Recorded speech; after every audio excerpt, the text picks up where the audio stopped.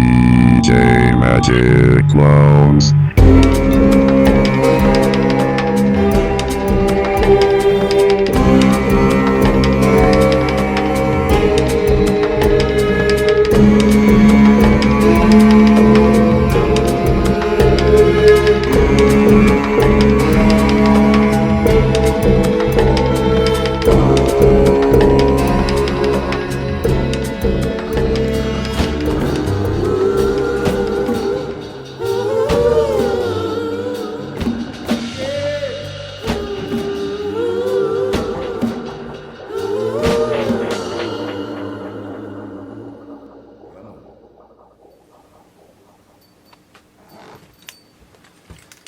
Greetings and blessings to one and all. Though I wear many hats and have gone by many names, I am DJMAGICCLOWNS, and welcome to the show. So let's see what's in store for us today. So today we have some bottles and jugs, we have spoons, and we have washtub base. So let's dive right in.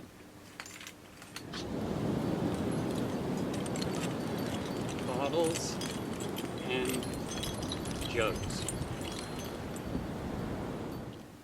Okay, let's look at one of my favorite instruments that's not actually technically an instrument, which is bottles and jugs.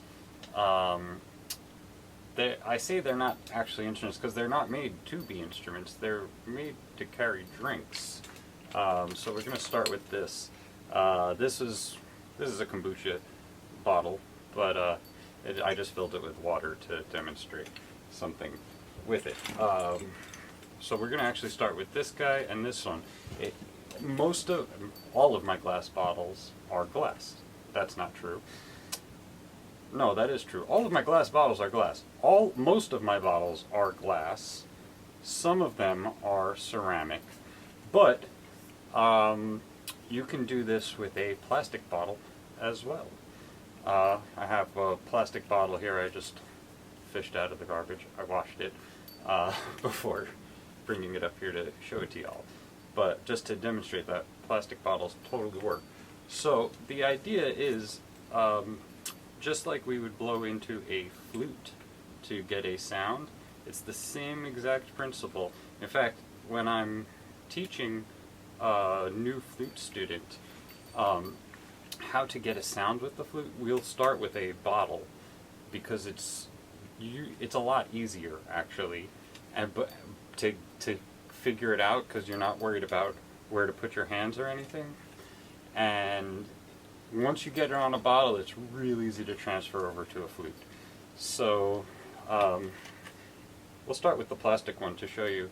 Now this one has a bit of a wide mouth on it, so you have to kind of, when it's a wider mouth, you do have to position a little bit differently, but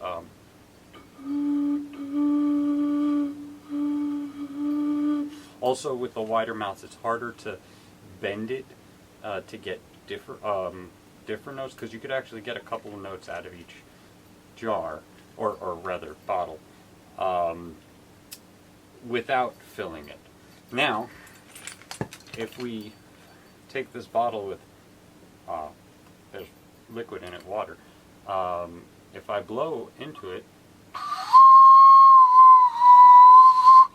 as I drink water and the water goes down, the cavity gets bigger, and so the pitch of the note gets lower.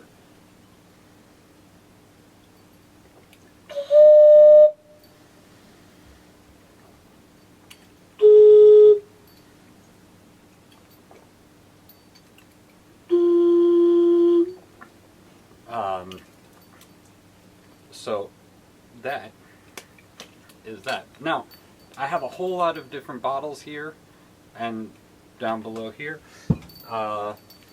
They're different shapes, different sizes. Some of them I've collected because I just like the way that the glass was blown. Some of them I like the label on it, so I kept it. And some of them I just liked the tone, the notes that it gave me. So we're gonna just go through them all and see what we can come up with. Let's dive in. Now this is a different kombucha bottle.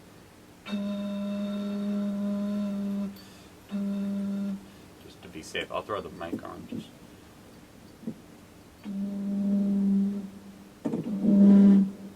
There we go. So.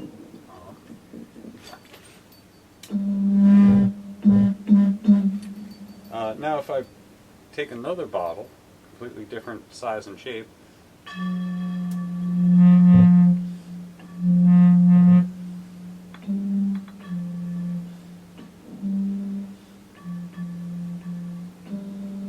now that's one way, obviously, to get a sound out of it. In fact, was as soon as I learned how to get a sound with a flute and realized that I could do this with a bottle, I, as a kid, just went nuts and would play any bottle I could get my hands on. But in addition to getting a sound this way, you can, as long as you're not too rough, because they're glass, you know, if you hit them too hard they will break, but you can clank them together and you can actually get some fun music going.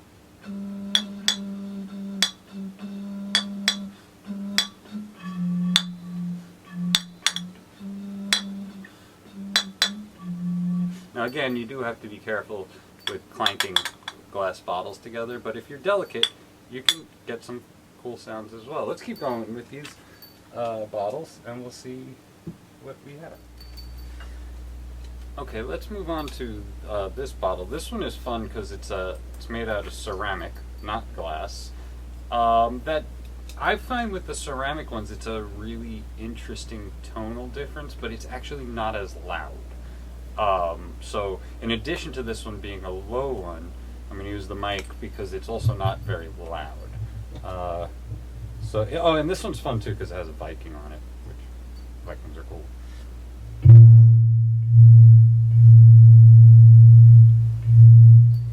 And let's throw a second bottle in with this one.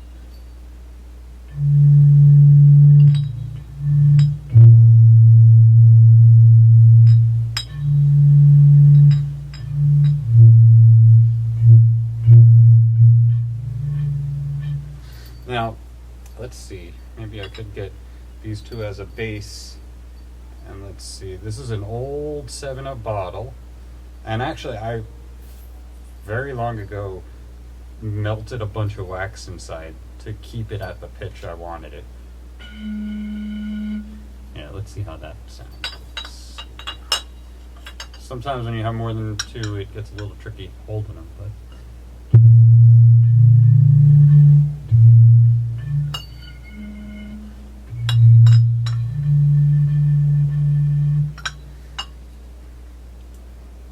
Switch it. Ready?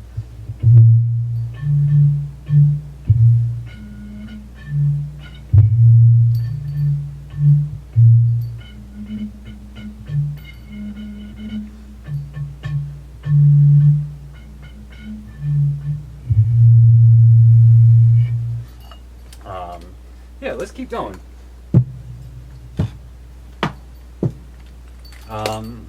You know what? We did a couple of big ones. Let's go super small. I have a couple of super small ones. We'll go with the tiniest one I have. This is a little tiny 1/8 fluid ounce Tabasco sauce. Let's see. This one also, in a similar way, how like the big one, a bigger mouth on it can be difficult. Smaller mouths can be difficult because you really have to make sure that you're getting the right spot. So let's see.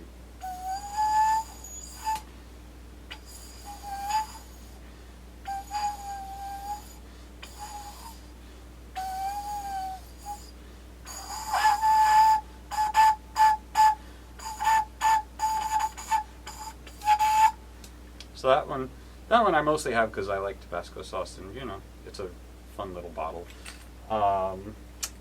This is another small one I have.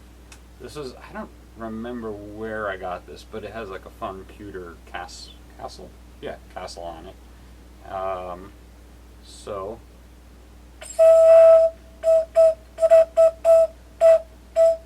get a bigger one. How about this guy? Thumbs up.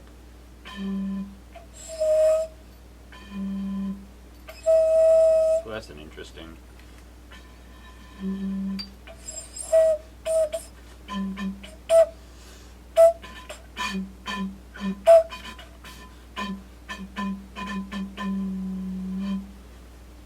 Let's swap this one out. Let's see with another one. Let's go Jaritos. See, these are similar size. Let's see, this one's 12.5 fluid ounces and milliliters. What's this in milliliters? 370 and 300. So they're good. They should sound different because they're different sizes, but not terribly different.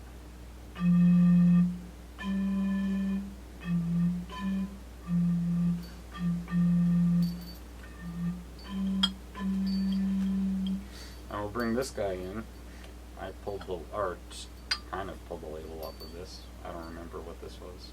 Anyway.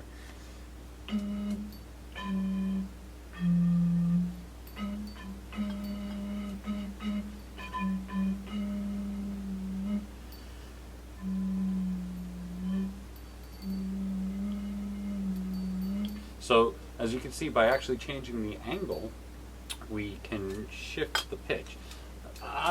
Depending on the bottle and your ability, you could easily get it to go a half step. The most, I know I've gotten at least one of these bottles to go a minor third. It was rough in pushing it, but you could almost get them.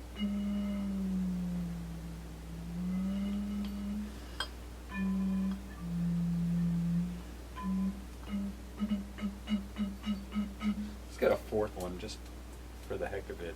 This is a big, I like gnomes. So this gnomes on the bottle. And that's a base, so we're gonna have to bring the mic in for it. Alright, let's see.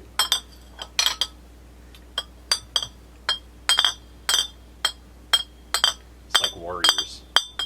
Come out and play.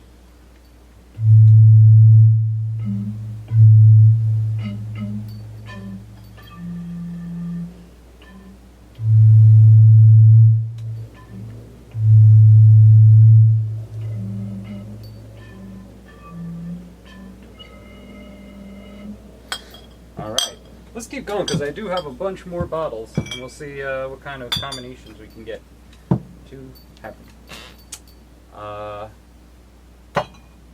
This is actually going to be about, let's see, these are the same size, different colors, so I'm pretty sure they'll have the same tone. Yep, two are the same. Again, this is another one with the gnome, that's why I don't mind a repeat. But let's get two bass notes. This is one of my favorite bottles, actually, purely because it has Thelonious Monk on it.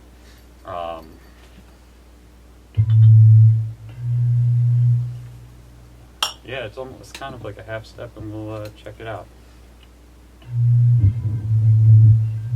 Oh, we could do Jaws.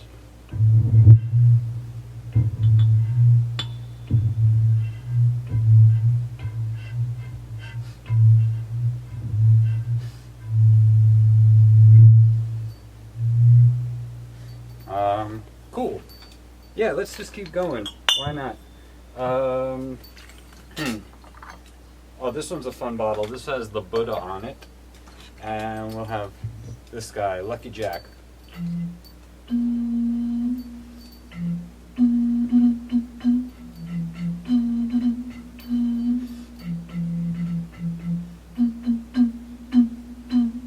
And let's get a little guy in here.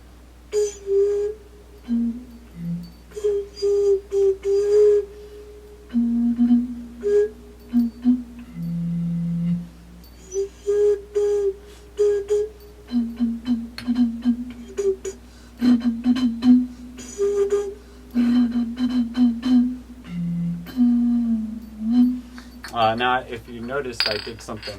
I'll do it again to be clear with this guy.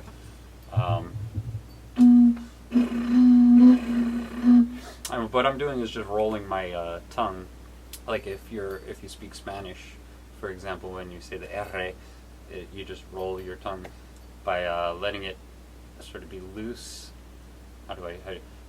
Yeah, you loosen the muscle of your tongue, kind of put it to the roof of your mouth and blow. Kind of get a machine gun sort of a attack to it. All right, let's just keep going because we got a few more. This is fun because this bottle says bagpipes on it as a bagpiper. It's not bagpipes, but you know, we're still playing music with it. Let's get a mic on here.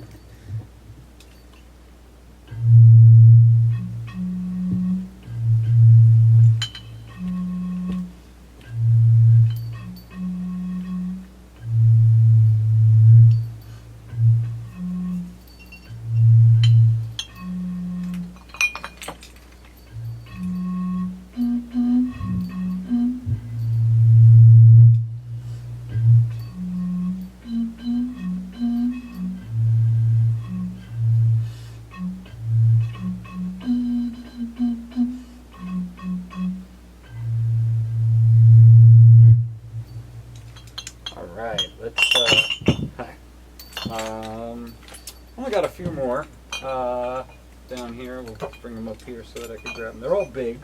These are some of my bass notes. So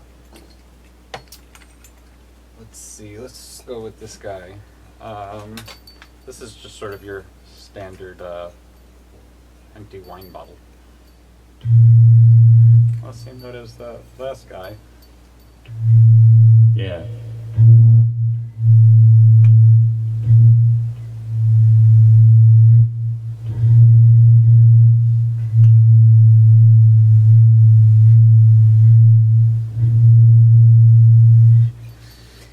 Let's get a third bass note. Let's get some bass. Oh yeah, let's see how that. So again, you got to be able to hold these, but we'll see.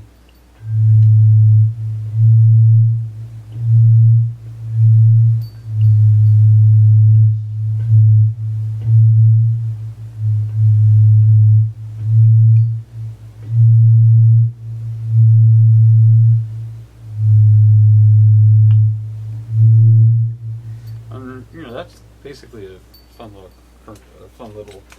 grouping. I got two more. Let's start with this guy, and we'll end with the big jug. This is just to show you. It doesn't necessarily have to be your standard bottle. This is a glass tube, and I suppose you could probably do this with like a pill bottle. As long any tube that is closed and only has the one opening, this will work with.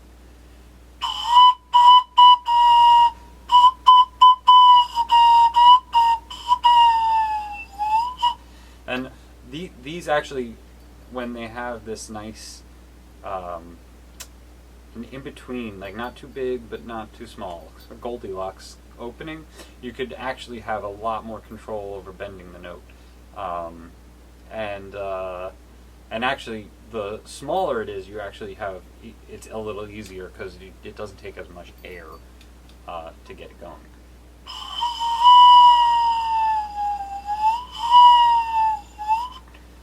So that's that guy, and then we have this. Now this is ceramic. This is a jug proper. Now,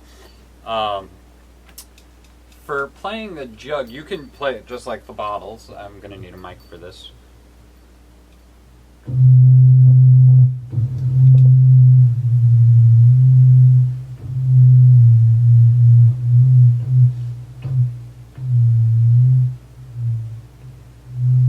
So that is the jug, though. As far as I understand, proper jug players, like in an old jug band, would actually be bass singers, if I understand it correctly. They'll be like bass singers going with doom doom doom doom doom doom doom doom, actually singing a bass line but into it, so it resonates, especially if you got a mic on it.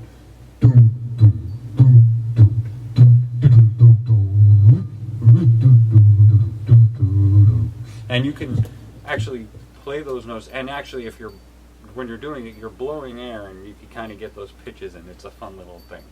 So that's the jug, and that is my collection of bottles. I think I got most of them collected from my space up here. I probably missed a couple floating around, but you get the idea. That's bottles and jugs.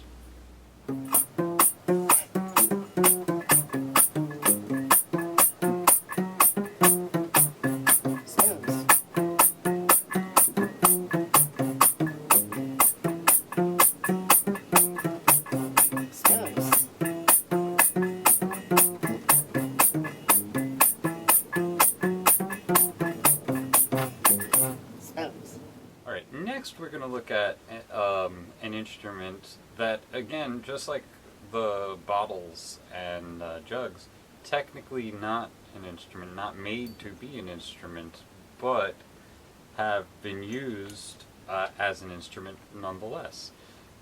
So that is spoons. So I suppose you could probably do this with plastic spoons. It probably wouldn't sound as good. You really should use metal spoons. And this actually originates, like a lot of American folk traditions were sort of, I don't want to say approximations, but ways that a certain style of music developed in the United States because of the way of what was brought over from immigrants who came here. So in Ireland and England and Scotland, probably other places, but I know for sure in those countries, for many years, bones were played. In fact, I actually have a set of bones over here. These are actually wooden, but they would be ribbed bones, probably from a sheep or goat, I'm guessing. So these are wooden and made to kind of be like the bones. And I can never get this, so you're supposed to sort of hold them like this, bones in, you see it. And you actually get two going, and you could do all sorts of fun stuff. I don't really play the bones, or really, as you can see, know how to very much. But when in this country, from what I understand, in this country they took like instead of having bones, especially if you came from, let's say, a farm in Ireland and you played bones, but you got here and you didn't have bones with you, and you were living in, like, say, New York City or Boston or something of that nature, where you weren't on a farm and you maybe didn't really have access to the bones of an instrument, so you take spoons. Now I actually taped up these so that it wouldn't dig into my fingers. These spoons don't live in my kitchen, they live in my studio. But you could take two of them, and the idea with this is you take two of them and you take one in between your pointer and your thumb, right? And then the other one, so that the rounded bottom part goes against each other, you put on the other side, and you just hold them like that, so that they're slightly away from each other. And there's a few things you could do with this. The simple thing is you can just hit the palm of your hand. Now, the more likely what people do is they'll be sitting and they'll hit their lap and come up and hit their palm. So you can get all sorts of...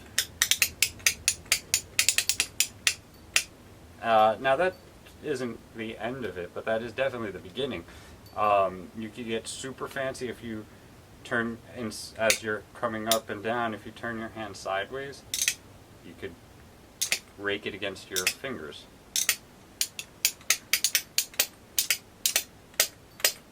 So that's the spoons.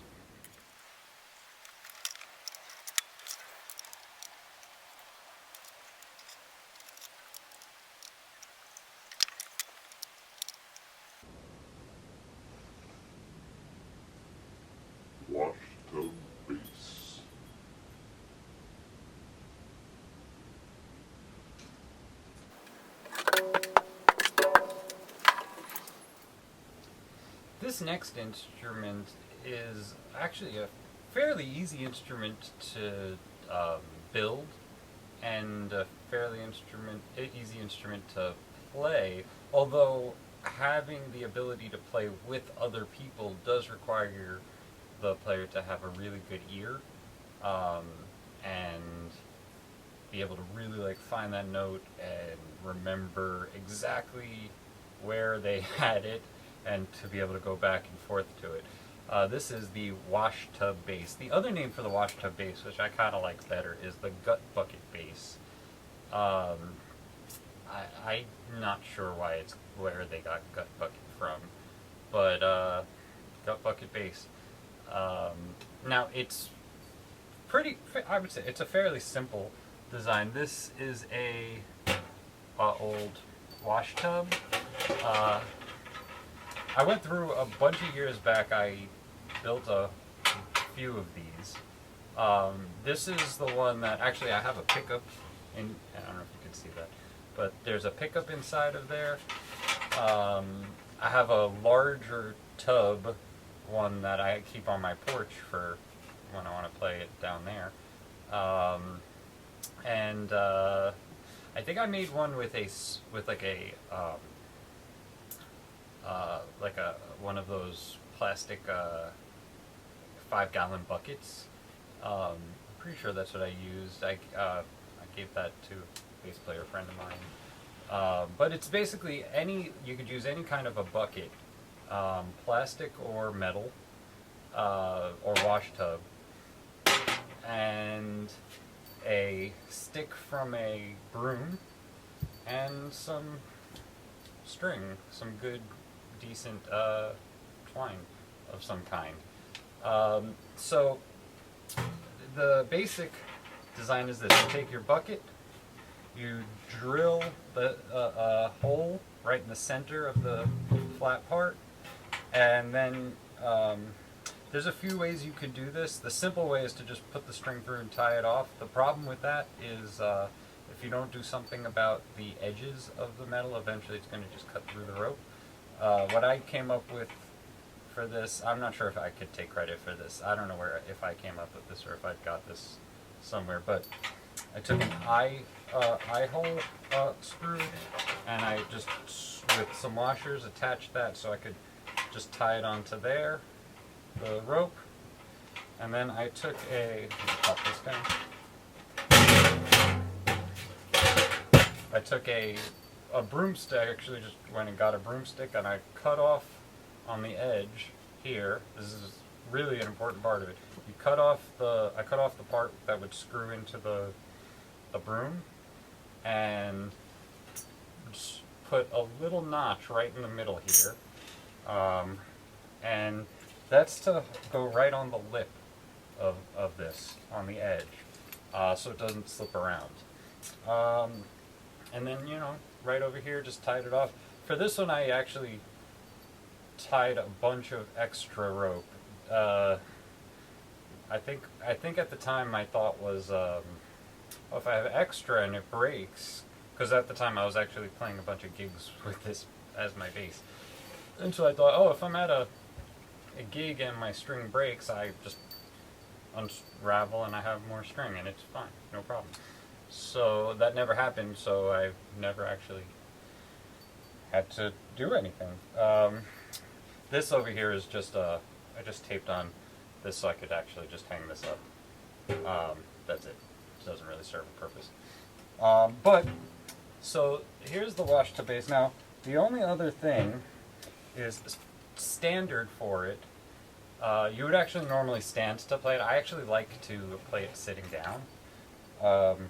But standard would be to take a plunger, like a toilet plunger, take the rubber part off, and what you do is you lift it and you just sit it right under there. I use this little rubber turtle toy to do the same thing, and the whole purpose for that is to amplify it and let the sound out. Now, if I were going to be playing this electric, I wouldn't do that because that would cause a lot of feedback.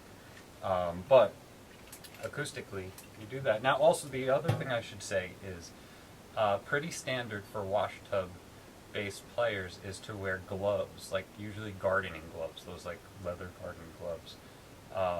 And I remember reading somewhere like, oh, you really want to do this because it'll rip up your hands, and that's pretty true. Pretty true. I have some decent calluses between playing this guy over here and all the other things I do, so I never really bothered with the gloves. But they are probably a good idea. You can probably get a good grip too on the string. Now there's on the pole. The you put one foot on top of the edge. You don't want it right on here. You actually want it on the edge because you don't want to mute, and so on the edge it won't mute it. And then you put the notch in there, and you have a bass.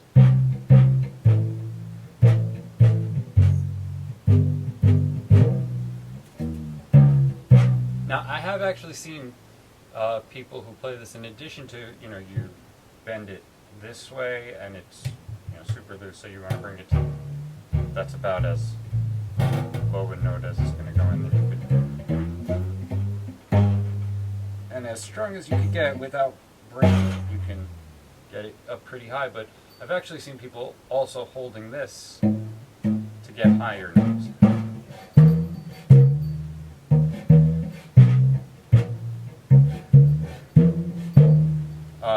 Not standard for, I suppose the washtub bass would be pretty common in like jug band music. Otherwise, it's not too common of an instrument. But so most of the time, the washtub bass would be playing something like.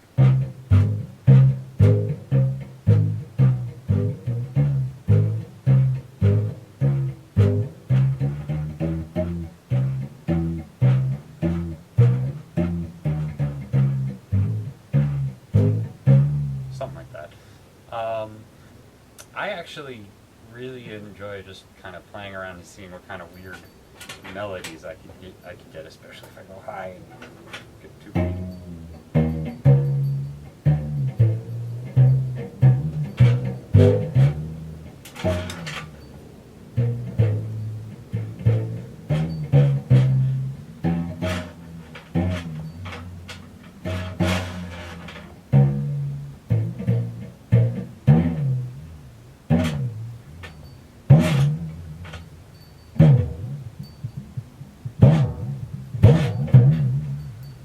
So that's the washtub bass. I'm going to show you one more thing I actually like to do with the bass, with this bass, which is I like to bow this. So when I got into building these and using them for gigs, I was trying to have a alternative to the upright.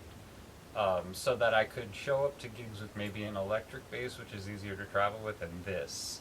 And I'm not saying that it was a successful endeavor other than learning how to play the washtub bass. But one of the things I did right off the bat, and I realized as long as you had, it works better with black hair bow, because the black hair is a little bit more grippy. But I've learned pretty quick that you could actually bow it.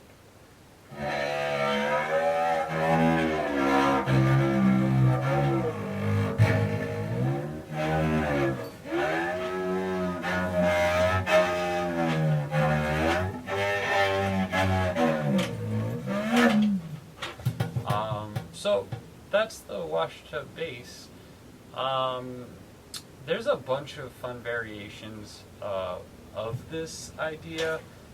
For example, I can't think of what it's called. Maybe a tea-chest bass, something like that. In England, it was pretty common. Like, for example, a lot of back in like the 60s. You know what? Danny Thompson, the bass player of Pentangle, I remember reading an interview with him where he said before he got an actual proper upright bass. I believe that was his words, not mine. But proper upright bass. He was playing a T-chest bass. I believe it's called T-chest, and apparently they had these big wooden boxes that were like for storing tea, or I guess shipping tea or something, and they would basically make a washtub bass with that. And he said like that was how he got started playing bass, and he wasn't unique in that. I'm pretty sure I've read that a few times, especially like British, older British upright bass players, um, especially like if they were blues or jazz or folk guys, not so much classical guys, but blues, jazz, folk, started out with the T chest, T box bass, and I believe what they called skiffle bands. I'm not even sure I understand what skiffle is, but so yeah, there's a lot of variations of this, but this is the washtub or gut bucket bass.